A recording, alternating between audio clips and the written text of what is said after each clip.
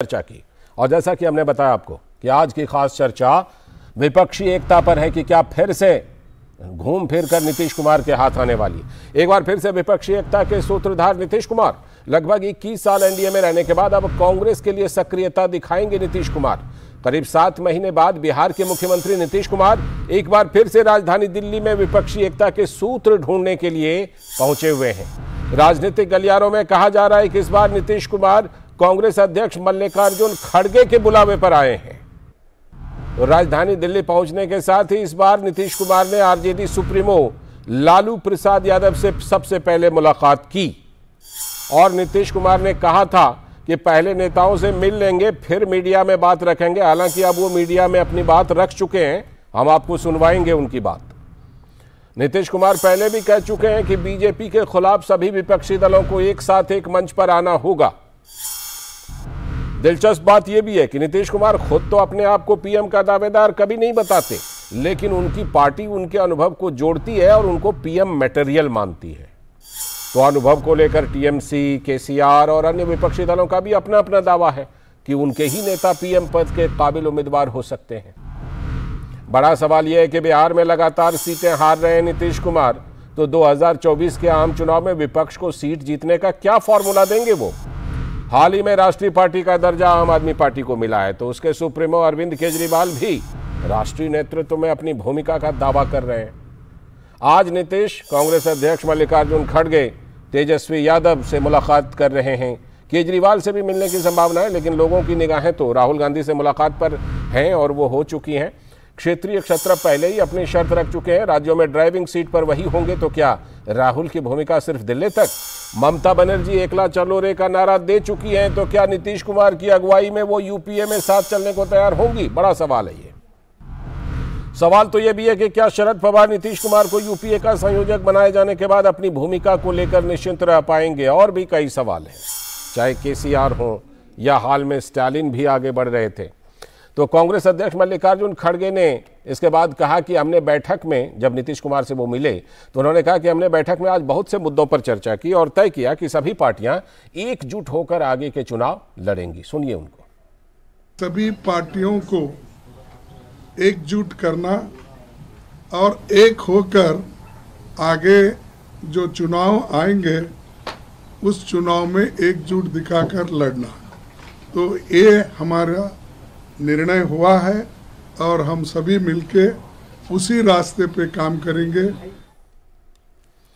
और मुलाकात के बाद नीतीश कुमार ने कहा कि हम आगे एक साथ काम करेंगे, ये तय हो गया है। अधिक से अधिक पार्टियों को पूरे देश में एकजुट करने का प्रयास करें और उसके लिए हम लोग अपना कोशिश करेंगे। सब लोग एग्री करेंगे, वो सब लोग बैठेंगे और एक साथ हम लोग आगे का काम करेंगे।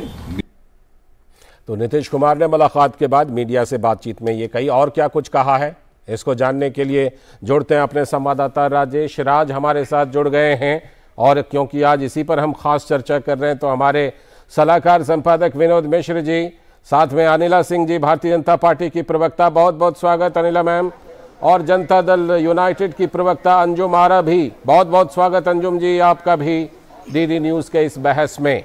मैं सबसे पहले अपडेट के लिए राजेश का रुख करता हूं। राजेश, आप इस प्रेस कॉन्फ्रेंस में मौजूद थे, हमने छोटा सा हिस्सा खड़गे जी की भी सुनवाई, नीतीश कुमार जी की भी सुनवाई, लेकिन क्या आपको लगता है कि आज की इस बैठक में, क्योंकि सभी की नजर थी कि इस बैठक से क्या निकल करके आता है? नीतीश कुमार ने बोला भी था कि पहले नेताओं से मिल लेंगे फिर मीडिया से बात करेंगे, अब उन्होंने बात की, क्या कुछ खास निकल कर आ रहा है राजेश?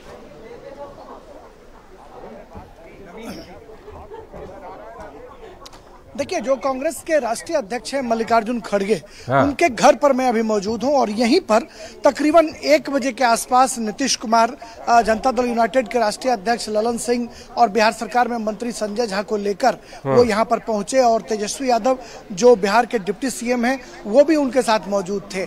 लेकिन उससे पहले राहुल गांधी जो कांग्रेस के नेता हैं, युवराज हैं, वो इस बैठक में शामिल होने के लिए मल्लिकार्जुन खड़गे के घर पर उनके ड्राइंग रूम में पहुंच चुके थे और उसके बाद तकरीबन 1-1.5 घंटे तक ये जो है बैठक चली और ये माना गया कि इस बैठक में तमाम जो विपक्षी एकजुटता का कयास लगाया जा रहा था उसको बल देने के लिए नीतीश कुमार के साथ मल्लिकार्जुन खड़गे और कांग्रेस के नेता राहुल गांधी ने रायशुमारी की और मीडिया से रूबरू होने के लिए सबसे पहले खड़गे सामने आए, जिन्होंने कहा कि विपक्षी एकता जो है उसको करने के लिए यह बैठक जो है ऐतिहासिक बैठक हुई है। उन्होंने इसी शब्द का प्रयोग किया कि यह ऐतिहासिक बैठक है और राहुल गांधी ने भी इसको रिपीट किया। फिर नीतीश कुमार बोलने के लिए आए तो उन्होंने कहा कि खड़गे जी ने सब कुछ बता दिया है। फिर तेजस्वी यादव ने राहुल गांधी को इंसिस्ट किया कि आप भी मीडिया से रूबरू हो। तब फिर तेजस्वी के अनुरोध पर राहुल गांधी जो है वो मीडिया से रूबरू हुए और उन्होंने कहा कि जो संस्थाओं का दुरुपयोग हो रहा है या फिर तमाम देश भर में जो स्थितियां बन रही हैं, विचारधारा का जो संकट हो गया है, उसको लेकर विपक्ष को एकजुट करना जो है वो बेहद जरूरी है। तो हम कह सकते हैं कि ये कयास लगाया जा रहा था मीडिया की तरफ से कि नीतीश कुमार की नजर जो है वो यूपीए के कन्वेनर पद पर टिकी हुई है। वो चाहते हैं कि उन्हें कन्वेनर का पद दे दिया जाए ताकि देश भर में घूम घूम कर भारतीय जनता पार्टी के खिलाफ एक अभियान चलाने की कोशिश भी करें। हालांकि नीतीश कुमार के इस बैठक में पहुंचने के साथ उस कयासों पर विराम लगता हुआ दिखाई पड़ रहा है। जब छठ के प्रसाद के लिए संजय मयूख जो राष्ट्रीय मीडिया सह प्रभारी हैं भारतीय जनता पार्टी के, उनके घर पर जब वो पटना में नीतीश कुमार प्रसाद खाने गए थे तो यह उम्मीद की जा रही थी कि फिर शायद चाचा पलटी मार देंगे। तो यह उम्मीद जताई जा रही थी। उन खबरों पर अब विराम लगता हुआ दिखाई पड़ रहा है क्योंकि उनकी नजर जो है यूपीए के कन्वेनर पद पर है और अगर उन्हें यह पद मिल जाता है तो फिर बीजेपी में लौटने का जो उनका इतिहास रहा है उस पर कहीं ना कहीं विराम लग सकता है। बहरहाल यह बैठक जो थी काफी महत्वपूर्ण बैठक थी। ठीक, और राजनीति में इस बात का भी बड़ा महत्व होता है राजेश, और कई बार ना ये लक्ष्य को हासिल करने में भी मदद करता है कि भाई कहीं दूसरी जगह अगर जाते हुए दिख जाएं तो उसके दूसरी तरफ से ज्यादा भाव भी राजनीति में मिलने लगता है। लेकिन चलिए इस पर हम लोग करेंगे चर्चा। हमारे सलाहकार संपादक विनोद मिश्र जी जुड़े हुए हैं। विनोद जी, ये बताइए कि फिर से नीतीश कुमार घूम फिर करके 7 महीने बाद लगता है कि घड़ी की सुई 7 महीने पहले वापस घूम गई हो और नीतीश कुमार जो विपक्षी एकता की कोशिश कर रहे थे, क्या बाकी यूपीए में, देखिए नीतीश कुमार तो लगभग 2 दशक तक एनडीए के साथ रहे, इस बीच में यूपीए बनी, यूपीए में बड़े बड़े नेता हैं, शरद पवार, ममता बनर्जी जैसे बड़े बड़े नेता, खुद कांग्रेस के बड़े बड़े नेता हैं, लेकिन क्या ऐसा लगता है कि यूपीए में उनको कोई नेता नहीं मिल रहा जो कि जिनके नाम पर सहमति बन पाए, जो संयोजक बन पाए और घूम फिर के एक बार फिर से नीतीश कुमार? लाल जी, अभी जो हमारे रिपोर्टर राजेश राज बता रहे थे फील्ड से, और उस पर मैं उन्हीं की बात को बढ़ाता हूँ कि वो जो कह रहे थे कि ऐतिहासिक मीटिंग है, जो ऐतिहासिक मीटिंग की बात खड़गे साहब कर रहे थे। खड़गे साहब इससे पहले भी इस तरह की ऐतिहासिक मीटिंग पार्लियामेंट में रोज करते रहे। विपक्ष के सारे लीडरों और सारे जो फ्लोर मैनेजर उनके साथ में वो मीटिंग करते रहे हैं और विपक्ष की एकता को लेके ही वो आप ब्लैक ड्रेस से लेके वो सब कुछ अभियान, वो प्रेस आपने देखा होगा पार्लियामेंट के बाहर उनका अभियान था। पार्लियामेंट से लेके विजय चौक का उसने विपक्षी एकता के नाम पे कई बार उन्होंने ये यात्रा भी की है, दौरा भी किया है। तो ये सारी विपक्ष की एकता की बात तो हम देख चुके हैं पार्लियामेंट में पिछले 1 महीने से। लेकिन अब सवाल ये है कि आज जो ये खड़गे साहब कह रहे थे कि ऐतिहासिक ये मीटिंग है या विपक्षी एकता की ऐतिहासिक पहल है, तो मैं कह रहा हूँ कि ये इसमें ऐतिहासिक यक्ष प्रश्न भी है और वो यक्ष प्रश्न जो है वो सबके सामने में वैसे ही खड़ा है। तो नीतीश कुमार के सामने में सबसे बड़ी चुनौती तो अपना बिहार है। जिस बिहार में आप अब देखिए लॉ एंड ऑर्डर की स्थिति जो है उसको लेके बिहार में क्या वहाँ गदर मचा हुआ है। और नीतीश कुमार अपने डिप्टी सीएम के साथ में दिल्ली में हैं और विपक्षी एकता के सुर मिलाने की बात कर रहे हैं। ये एक मजबूरी है जो नीतीश कुमार अपने ही बात से फंस जाते हैं।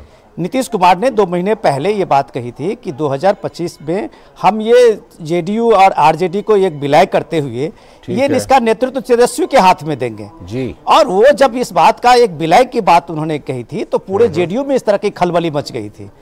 और इसकी खलबली में आप देख रहे हैं कि जेडीयू के कई सीनियर लीडर हैं, चाहे उपेंद्र कुशवाहा हो चाहे और कई बड़े लीडर्स हो कि आरसी सिंह हो, तो आप देखें कि वो सारे लीडर छोड़ चुके हैं पार्टी, अपनी अपनी पार्टी बना चुके हैं। ठीक है। तो ये संभावना ये भी है कि 2024 से पहले जेडीयू का अपना ही अस्तित्व रहेगा या नहीं रहेगा। तो क्या नीतीश कुमार की ये राष्ट्रीय पहल अपने जेडीयू को बचाना है रही बात, जो बात आप कह रहे थे कि जेडीयू के नीतीश कुमार को ये विपक्षी एकता का सूत्र बनाने के लिए आगे किया गया है, तो ये भी एक यक्ष प्रश्न है कि दूसरे जो विपक्ष के लीडर हैं, जो कद्दावर लीडर हैं और कहीं ना कहीं वो आज की तारीख में भ्रष्टाचार के जांच के एजेंसियों के जांच के घेरे में है, तो क्या नीतीश कुमार की वो छवि को लाया जा रहा है कि हमारे सामने में एक ऐसी भी छवि है जिसको लेके विपक्षी एकता के सूत्र गढ़ा जा सकता है? तो क्या ये छवि और ये एकता के सूत्र में क्या नेतृत्व के बाद जब आएगी तो क्या ये नीतीश कुमार कांग्रेस सहित और जो यूपीए के दल है उसका नेतृत्व करते हुए दिखेंगे? ये सारे यक्ष प्रश्न हैं आज की मीटिंग में। लेकिन जरा कुछ खुलासा जो है, मैं चाहता हूं कि जरा सा अंजुम आरा जी से पहले कुछ खुलासा करवा लिया जाए। अंजुम आरा जी, हम लोग सब ये अनुमान लगा रहे हैं, बल्कि चर्चा भी है कि इस बार खड़गे जी ने खास तौर पर नीतीश कुमार को बुलवाया है दिल्ली। क्या कांग्रेस की तरफ से कुछ ठोस आश्वासन मिला है क्या नेतृत्व का? अंजुम जी देखिए लालचंद जी, सबसे पहले तो मैं ये कहना चाहूंगी कि खड़गे साहब निश्चित रूप से वो उनकी बात हुई थी मुख्यमंत्री जी से, उन्होंने आमंत्रण दिया है, लेकिन दिया था। लेकिन तो उसके पहले भी मैं कहूं कि माननीय मुख्यमंत्री नीतीश कुमार जी ने ये कहा था कि कांग्रेस को विपक्षी एकता तब तक संभव नहीं जब तक कांग्रेस आगे ना बढ़े। नीतीश कुमार जी ने इस बात को भी रखा था और मुझे लगता है कि खड़गे साहब ने जो फोन किया तो मुख्यमंत्री नीतीश कुमार जी के इसी बातों को लेकर के उन्होंने बात को रखा और आज फिर से दिल्ली में सब लोगों की एकजुटता है। रही बात उनके नेतृत्व की, तो देखिए लालचंद जी, बहुत स्पष्ट शब्दों में हमारे आदरणीय नेता श्री नीतीश कुमार जी ने एक बार नहीं अनेकों बार इस चीज को बहुत ही क्लियरिटी के साथ कहा है कि मैं कहीं से भी प्रधानमंत्री पद का उम्मीदवार नहीं हूं। तो मुझे लगता है कि बार बार मीडिया में या बार बार इस पे चर्चा करना बेमानी है, कोई मतलब नहीं इन बातों का, क्योंकि उन्होंने स्पष्ट शब्दों में कहा है। छोटी सी चर्चा मैं भी करना चाहता हूं। देखिए, आपके कई नेता बयान दे चुके हैं कि नीतीश कुमार पीएम मटेरियल हैं। हमारे संवाददाता बता रहे हैं कि संयोजक पद जो है, विपक्षी एकता के संयोजक पद, यूपीए संयोजक का पद, जो कि पहले शरद पवार की दावेदारी मानी जाती थी, उस पर नीतीश जी की दावेदारी है। तो संयोजक का पद हासिल हो जाएगा तो पीएम पद पर तो दावा हो ही जाएगा। मटेरियल आप लोग मानते ही हैं अंजुम जी? लालचंद जी, जहां तक माननीय नेता के पीएम मटेरियल की बात है, तो अगर एक कार्यकर्ता, हर पार्टी का वर्कर, वो चाहता है कि उसका नेता बहुत ऊपर टॉप पे हो जाए, अगर व्यक्तिगत रूप से मुझसे कहिएगा एक वर्कर के हैसियत से, तो हर वर्कर के, हर पार्टी के वर्कर की हैसियत, चाहे वो भारतीय जनता पार्टी का वर्कर हो या दूसरे दलों का हो, वो चाहता है। दूसरी बात, पीएम मटेरियल की बात, पीएम मटेरियल शब्द जो है सबसे पहले वो हमारे यहाँ से नहीं निकला था, ये निकला था भारतीय जनता पार्टी की तरफ से। और बिहार के कद्दावर नेता डिप्टी सीएम उस वक्त के आदरणीय सुशील कुमार मोदी जी ने ही कहा था कि माननीय मुख्यमंत्री जी में पीएम मटेरियल है। तो ये जो शब्द कहा जाता है ना, ये भारतीय जनता पार्टी का दिया हुआ। लौटता हूं अंजुम जी, लौटूंगा आपके पास, लेकिन अनिला जी का एक रिएक्शन।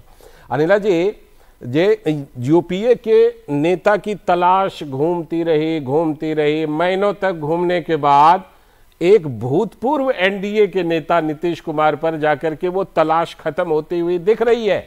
आप ये बताइए कि आपको लगता है कि नीतीश कुमार आपके साथ रहते तो आपके लिए और अच्छा होता, या आपको लगता है कि नहीं, नीतीश कुमार वहां अगर जाते भी हैं तो आपकी रणनीति पर, आपकी चुनावी जीत की रणनीति पर कोई असर नहीं पड़ने वाला है? मेरी सबको राम राम। और आपको भी जी। नीतीश कुमार जी ने एनडीए छोड़ा, एनडीए ने नीतीश कुमार जी को नहीं छोड़ा। जब स्वार्थ राजनीति के ऊपर भारी हो जाता है तो इसी प्रकार के कदम इंसान उठाता है, या मैं कहूं कि जब बुद्धि भ्रष्ट हो जाती है तब भी इस प्रकार के कदम उठाए जाते हैं। ऐसे राजनीतिक दल का इन्होंने साथ लिया जो कि बदनाम है न केवल अपनी करप्ट प्रैक्टिसेस के लिए और जंगल राज के लिए, परंतु परिवारवाद के लिए भी। तो ये अपनी ये पसंद थी, जिस पसंद के तहत जो है ये आरजेडी के साथ इन्होंने और कांग्रेस के साथ इन्होंने हाथ मिला लिया बिहार में सरकार बनाने के लिए। पर जहां तक भारतीय जनता पार्टी का सवाल है, आप भी जानते हैं बिहार में जब 2014 में ये हमसे अलग होकर चुनाव इन्होंने लड़ा तो इनकी कितनी सीटें आई थी, जब हमारे साथ मिलकर चुनाव लड़ा तब इनकी कितनी सीटें आई हैं। भारतीय जनता पार्टी के जो कार्यकर्ता हैं वो कर्मठ कार्यकर्ता है, दिन रात कार्य करते हैं। राष्ट्र सर्वोपरि है, राष्ट्र के बाद हमारी पार्टी है, राजनीति कर रहे हैं, सत्ता में आने के लिए राजनीति कर रहे हैं। हम अब अपनी स्ट्रेटेजीज और अपने काम इसके आधार पे आगे बढ़ते रहते हैं, जनता का आशीर्वाद मिलता रहता है। और यहाँ पर ये जो एक तमाशा जो ये लोग हर बार हर चुनाव से पहले करते हैं, 2019 में भी ये तमाशा, ये मजमा हमने देखा है। ठीक है। तो उसी प्रकार से अब भी पहल हो रही है। इनको समझ में नहीं आ रहा, ले देखे वो एक नीतीश कुमार जी लेकर आ गए हैं, क्योंकि बिहार से तेजस्वी यादव उनको रवाना करना चाहते हैं कि भाई चाचा बहुत हो गया, अब यहाँ से निकलो दिल्ली की तरफ, प्रधानमंत्री बन नहीं सकते हो तो कुछ और पद संभालो, कुर्सी खाली करो, अब मैं बैठूंगा। वो बात दूसरी है। अच्छा, ये भी इसके पीछे है। ठीक है, लौटता हूँ अनिला जी आपके पास।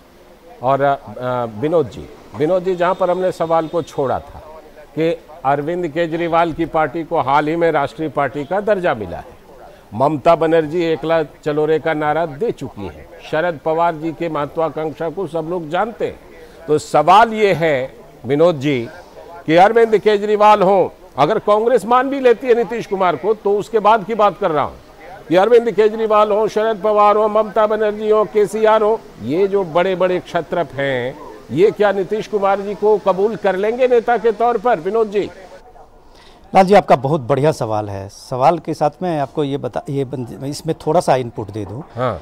कि आखिर ये नीतीश कुमार को लाने की और ये यूपीए के जो कन्वेनर की बात जो राजेश राज कह रहे थे, तो ये करने की जरूरत क्यों पड़ी? क्या नीतीश कुमार आज की तारीख में विपक्षी एकता के इंडिस्पेंसेबल हैं? या आप ये कह रहे हो कि राहुल गांधी की जो स्वीकार्यता है वो स्वीकार्यता विपक्ष की पार्टियों में नहीं है?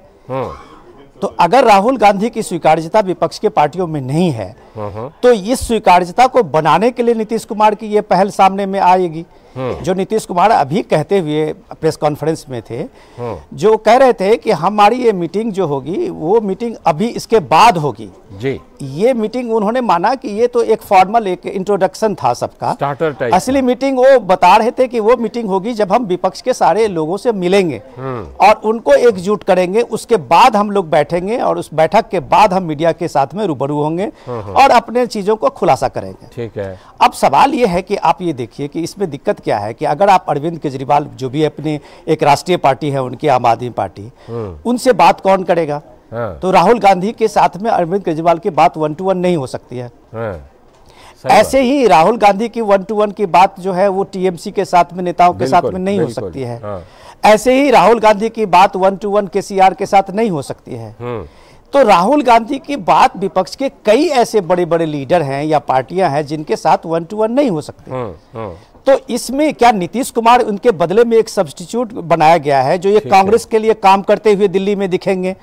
या दिल्ली में जो आरजेडी के लोग अब तक कह रहे थे कि आपने बिहार बहुत दिन चला लिया, आप तेजस्वी को मौका दीजिए, उनको एक काम पे लगाया जा रहा है, जिस बात का जिक्र अनिला जी कर रही थी जिस बात का जिक्र अनिला जी कर रही थी। तो क्या नीतीश जी को एक नई भूमिका में लाने का ये भी प्रयास है कि महागठबंधन को अगले महीने में आप सुनेंगे कि तेजस्वी यादव उन्होंने सत्ता संभाल लिया है और नीतीश कुमार अब ये विपक्षी एकता के मुहिम को दिल्ली में चला रहे हैं? बड़ी बात कर ऐसे ये बात सब चीजें जो है वो ये है कि कांग्रेस पार्टी को अभी भी अपने विपक्षी एकता के लिए कोई ऐसे संवाद का सूत्र क्यों नहीं बन रहा है?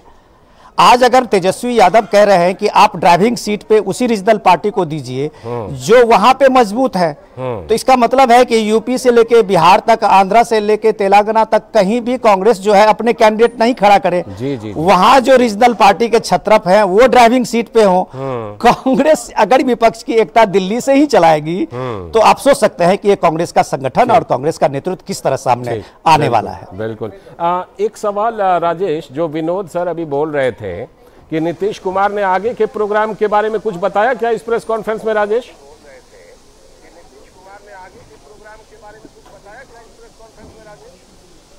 देखिए, आगे के कार्यक्रम के बारे में तो उन्होंने नहीं बताया, लेकिन जो जनता दल यूनाइटेड का जो जनता दल यूनाइटेड की जो दफ्तर है यहाँ पर जंतर मंतर पर, वहां से एक टेलीफोन कॉल जरूर आया है कि 5:30 बजे उनके एक राष्ट्रीय प्रवक्ता जो है वो मीडिया को ब्रीफ करेंगे। शायद राजीव रंजन जो है वो मीडिया को ब्रीफ करेंगे। मीटिंग शुरू होने के पहले ये जरूर कहा जा रहा था नीतीश कुमार के हवाले से कि पहले वो दिन भर की जो गहमागहमी है वो करने के बाद, मुलाकातों के दौर के बाद, वो बाकायदा के कामराज लेन में जहाँ पर उनका घर है, सरकारी आवास है दिल्ली में, वहां पर वो मीडिया से रूबरू होंगे। लेकिन अब चूंकि वो यहाँ पर मीडिया से रूबरू हो चुके हैं मल्लिकार्जुन खड़गे और राहुल गांधी के साथ, तो मुझे लगता है कि अब मीडिया से रूबरू होने का नीतीश कुमार का कोई प्रश्न नहीं बनता है। लेकिन जो राहुल गांधी के चेहरे की जो मुखाकृति जो कह रही थी लालचंद, मैं संक्षेप में वो बताना चाहता हूं कि मुझे लगता है कि उनकी सदस्यता जाने के बाद राहुल गांधी विपक्षी एकता को लेकर थोड़ा सॉफ्ट हुए हैं। क्योंकि नीतीश कुमार पहले भी आकर मिल चुके हैं, लालू प्रसाद के साथ भी वो सोनिया गांधी से मिलने के लिए गए थे, कोई तस्वीर जारी नहीं हुई, पता नहीं चल पाया कि मुलाकात उनकी हुई अथवा नहीं हुई, और ये माना जा रहा था कि नीतीश कुमार को कांग्रेस क्यों प्रोजेक्ट करे। लेकिन अब चूंकि राहुल गांधी खुद फंस चुके हैं, मेमोरी जा चुकी है, इसलिए वो विपक्षी एकता की बात कर रहे हैं और नीतीश कुमार को थोड़ा भाव जो है वो यूपीए में मिल रहा है। लौटता हूं आपके पास अंजुम जी, एक मामले को अब सेटल मान लिया जाए अंजुम जी, कि बीच में जो पटना से कई खबरें उठी कि नीतीश कुमार फिर से बीजेपी की तरफ जा सकते हैं, एनडीए में वापस जा सकते हैं, आज की इस घटनाक्रम के बाद उसको अब उधर सेटल मान लें कि अब एनडीए में जाने की संभावना अब नहीं है, अब जो कुछ भी होगा यूपीए में ही होगा, केंद्र में कोई भूमिका नीतीश जी को मिल जाती है तो ठीक है, और जैसा विनोद जी कह रहे थे कि बड़ी जल्दी तेजस्वी जी वहां पर सीएम बन जाएंगे, अंजुम आरा जी। देखिए लालचंद जी, जो संभावना की बात कर रहे हैं, जिसपे आप हमसे स्पष्टीकरण चाह रहे हैं ना, ये संभावना किसके द्वारा क्रिएट किया गया था? निश्चित रूप से मीडिया के द्वारा, इफ बट किंतु परंतु ये सारी चीजें उसके द्वारा क्रिएट किया गया था। हमारी तरफ से, हमारी पार्टी और हमारे नेता के स्टैंड बिल्कुल ही क्लियर है कि प्रश्न ही नहीं होता है एनडीए में जाने का। साफ साफ उन्होंने कहा है कि प्रश्न ही नहीं होता है। दूसरी चीज है कि देखिए, विपक्षी एकता की जहां तक बात है ना, वो निश्चित रूप से हम लोग मानते हैं इस बात को कि बिहार ने एक एग्जाम्पल सेट किया है पूरे देश के सामने विपक्षी एकता को लेकर के। जिस तरह से बिहार में भी भारतीय जनता पार्टी अकेले सिंगल खड़ी है, वही तमाम सात दल एक साथ है, और इंटरनल सर्वे हुआ उसमें वो बीजेपी का वो स्पष्ट आ गया कि किस तरह से बीजेपी को बिहार में परेशानी वो देखना पड़ेगा। तो इसमें कहीं दो राय ही नहीं है कि नीतीश कुमार जी विपक्षी एकता के सूत्रधार तो है ही, क्योंकि 2022 में ही इसकी शुरुआत हो गई थी। साथ ही साथ विपक्षी एकता के नायक के तौर पे वो निश्चित रूप से वो देखे जा रहे हैं। तेजस्वी जी के सीएम बनने वाले पर भी बता दीजिए क्या अगले? इस पे भी बिल्कुल स्पष्ट, इस पे भी देखिए, हमारी पार्टी और हमारे नेता का जो भी सोच होती है वो बिल्कुल स्पष्ट होती है। उन्होंने स्पष्ट तौर पे कहा कि 2025 में, 2025 में आप अभी भी वही कह रहे हैं, 2025 में तेजस्वी जी के नेतृत्व में चुनाव महागठबंधन बिहार में लड़ेगा। उन्होंने स्पष्ट कहा, इस पे कहीं बट जैसे लालचंद जी कोई बात नहीं। हाँ, अब इसका इंटरप्रिटेशन या मैनिपुलेशन दूसरी तरह से एक निगेटिव वे में किया जा रहा है या एक मजाक उड़ाने के अंदाज में किया जा रहा है, तो ये आने वाला समय 2024 बताएगा कि बिहार किसका मजाक बनाने जा रहा है। ठीक है, चलिए वो तो नतीजा जो आएगा उस पर हम लोग जुड़ेंगे। अनिला जी, मैं आपसे एक सवाल ये जानना चाहता हूं कि नीतीश कुमार ने आपके नेता के यहां जाकर छठ का प्रसाद भी ग्रहण किया, कई तरह की चर्चा भी उठी, लेकिन हाल में जब गृह मंत्री अमित शाह दौरे पर थे तो उन्होंने नवादा में कहा कि बिल्कुल दरवाजा बंद है एनडीए का नीतीश कुमार के लिए। आपको लगता है कि आपने अपनी तरफ से अगर वो दरवाजा बंद नहीं किया होता तो आज जो नीतीश जी इधर दिल्ली आकर विपक्षी एकता की कवायद कर रहे हैं वो शायद वो इस सोच में रहते या कुछ संभावना बनी रहती? देखिए, सबसे पहली बात तो ये है कि अगर व्यक्तिगत रूप में किसी कार्यक्रम में वो सम्मिलित होते हैं उसके ऊपर टीका टिप्पणी नहीं करनी चाहिए। राजनीति में मतभेद होते हैं, मनभेद नहीं। चलिए, ये अच्छी बात हुई, आदर्श बात हुई। व्यक्तिगत रिश्ते होते हैं अपने। दूसरी बात यह है कि नीतीश कुमार जी बिन पैंदी के लोटे की तरह कभी इधर कभी उधर लुढ़कते रहते हैं। तो ये तो एथिक्स नाम की कोई चीज तो होनी चाहिए ना, कि कभी आप इधर आएंगे तो कुछ बोलेंगे, कभी आप जाएंगे उधर तो कुछ बोलेंगे। अभी मैं ये देख रही हूँ कि नीतीश कुमार जी की पार्टी की प्रवक्ता यहाँ पर बैठी हुई हैं, उनसे ये पूछ लीजिए कि उनके नेता जी, अंजुम जी बैठी हुई हैं, उनसे पूछ लीजिए क्या उनके नेता यानी कि नीतीश कुमार जी पीएम मटेरियल है कि नहीं है? उत्तर दे दे, पीएम मटेरियल है कि नहीं है? ले लूं पहले उत्तर? जी, उत्तर दे। हाँ, ठीक है, पहले उत्तर। पीएम मटेरियल है नीतीश कुमार, अंजुम जी? इसका उत्तर तो भारतीय जनता पार्टी के सुशील कुमार मोदी ने ही दे दिया है। ठीक, ये पहले भी कह चुकी हैं। नीतीश कुमार ने सुशील मोदी वर्कर अगर पूछेंगे तो हर वर्कर चाहता है। एक एक करके दोनों बोलिए। अब अनिला जी को बोलने दीजिए। अनिला जी बोलिए। इन्होंने अभी एडमिट कर लिया कि इनके नेता पीएम मटेरियल है। हाँ। अब आपको लगता है कि ये जो मजमा, ये जो सर्कस क्रिएट होता है हर चुनाव से पहले, हाँ। जहाँ पे नीतीश जी खुद प्रधानमंत्री बनना चाहते हैं, यहाँ पे पता चलेगा शरद पवार जी भी बनना चाहते हैं, हाँ। यहाँ पे केसीआर भी बनना चाहते हैं, यहाँ स्टालिन भी बनना चाहते हैं, मतलब 11 ऐसे लोग होंगे मिलाकर 12 कि जो खुद प्रधानमंत्री बनना चाहते हैं। राहुल गांधी जी एक तरफ कहते हैं कि क्षेत्रीय दल जो है अपनी सीमाओं में रहो, राज्य में रहो, यहाँ पर भारतीय जनता पार्टी का मुकाबला केवल और केवल हम कर सकते हैं, यानी मैं कर सकता हूं मोदी जी का मुकाबला। सिर्फ डबल अंतर्विरोध आपस में अभी दिखाई देता है। आपको लगता है कि ये लोग इकट्ठा हो सकते हैं? यही तो सबसे बड़ा सवाल। और एक चीज और, इन्होंने अभी एडमिट कर लिया कि तेजस्वी यादव जो है वो अगले मुख्यमंत्री बनेंगे, तो उनके लिए रास्ता साफ किया जा रहा है ना। लेकिन वो अभी भी 2025 की ही बात कह रही है, अभी भी 2025 ही बोल रही है वो। ठीक है, लौटता हूं, लेकिन मैं अभी विनोद जी का रुख करूंगा। विनोद जी, आपके जरिए हम इस बात को समझने की कोशिश करेंगे कि नीतीश कुमार, जैसा राजेश कह रहे थे कि संयोजक पद हासिल करना चाह रहे हैं, यूपीए के संयोजक का पद।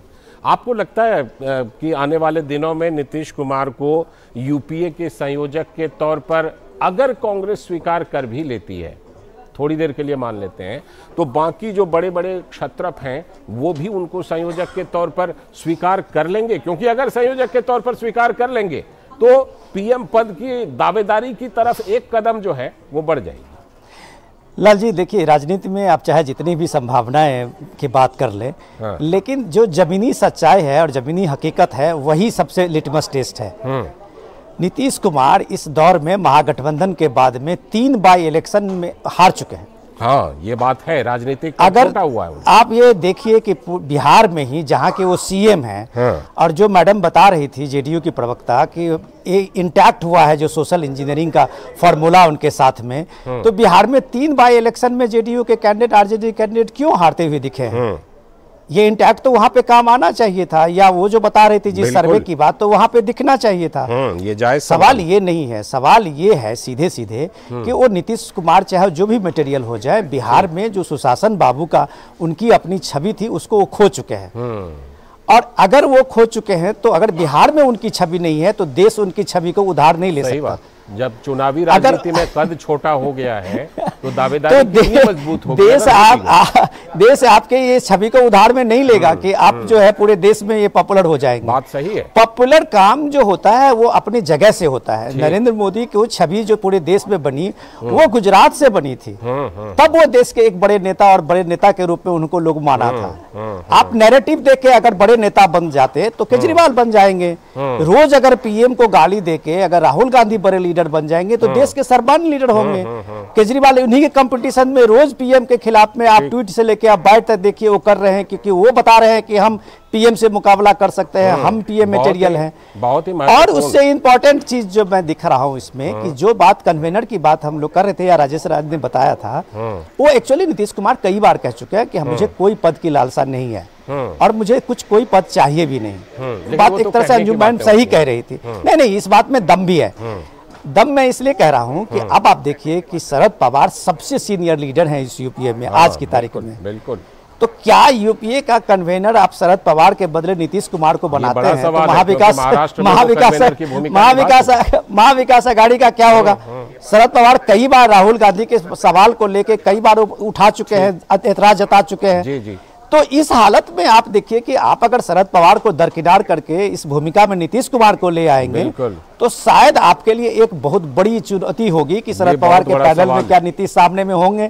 तो इन सारे सवालों के बीच में अभी ये बात की चर्चा करना कि नीतीश कुमार कौन सा मटेरियल है, वो बात का चर्चा करना नीतीश कुमार खुद जानते हैं कि अगर उन्होंने बिहार में अपना आधार खोया है तो राष्ट्रीय स्तर पर उनकी आधार कितनी मजबूत होगी और कितनी मजबूती उससे वो पेश कर पाएंगे, ये बात लोग जानते हैं। बिल्कुल। और इसमें एक चीज मैं और जोड़ दूं, देवेगौड़ा अगर प्रधानमंत्री बने थे तो उस समय वो भी कर्नाटक में बड़े मजबूत थे और बहुत सीटें लेकर आए थे, तब जाकर के उनकी दावेदारी बनी थी। इसलिए आपने बहुत महत्वपूर्ण बात कही। इस चर्चा को अभी मैं यहीं पर विराम दूंगा। बहुत बहुत धन्यवाद विनोद जी जुड़ने के लिए, अनिला जी जुड़ने के लिए, अंजुम जुड़ने के लिए, और राजेश आपका भी बहुत बहुत धन्यवाद अपडेट देने के लिए।